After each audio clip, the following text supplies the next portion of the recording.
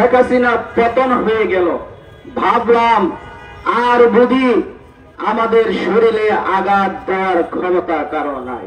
খালি গিয়ে রাজপথে আন্দোলন করলাম, মাথায় গুলি খেয়ে মৃত্যু সজ্জা 28 দিন চিকিৎসা নিলাম।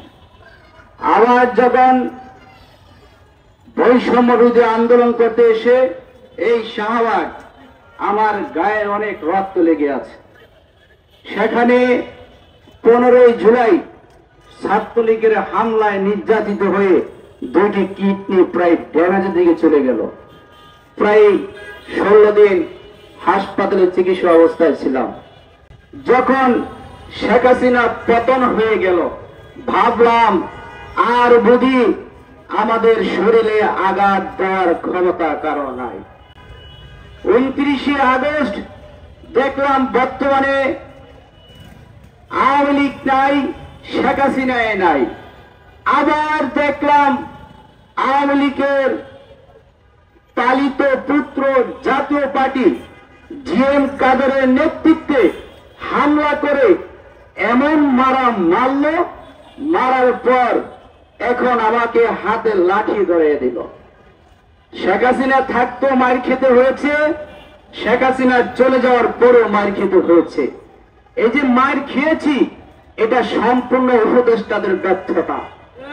একটি কথা আজকে উপদেষ্টাদেরকে বলতে চাই, ডক্টর ইউনূস সাহেবকে বলতে চাই, আমরা ছাত্র অধিকার পরিষদ আপনাকে কাঁধে করে ওই আল্লাদি কমপ্লেক্সের 7 তলায় 8 তলায় উঠিয়েছি। শেখ হাসিনায় লিফট বন্ধ করে দিয়েছে যাতে ডক্টর ইউনূস সাহেব তার মামলার হাজিরা 9 তলা 8 তলায় উঠতে না পারে।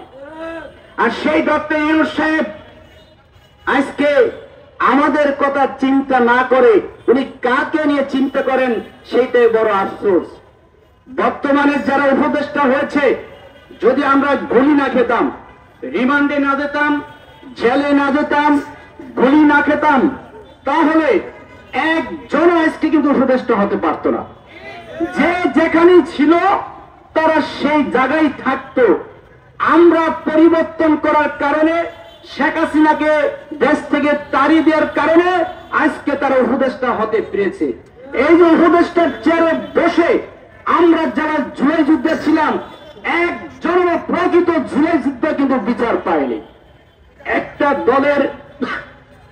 দলের প্রধান বিপি নূরকে 28শে সেপ্টেম্বর অক্টোবর যখন তাকে 9টার দিকে মেরে ফেলার জন্য হামলা করে, একটা দলের প্রধানকে মেরে ফেলার জন্য হামলা করলো।